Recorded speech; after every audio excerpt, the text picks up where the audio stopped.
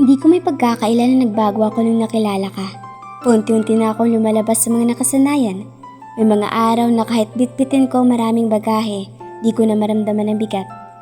Dahil sa ngiti mo pa lang, gumagaan ang lahat. Sa tuwing ikaw ang kausap, nakakaligtaan ko ang suliranin.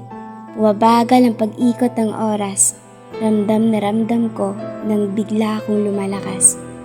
Sa matipo na mong titig na parang ako'y kinakausap. Naramdaman ko ang saya sa tuwing ikaw ay sumusulyap.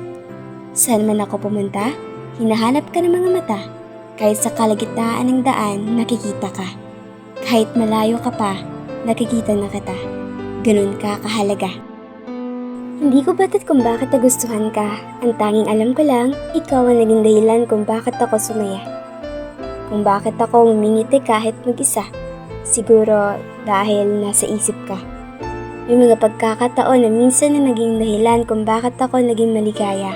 Kung bakit sinubukan ko ang mga bagay na minsan ay pinagpabukas pa. Siguro nga may parte na habang pinagmamasdan ka, doon mas lalo akong hinatak na maging masaya.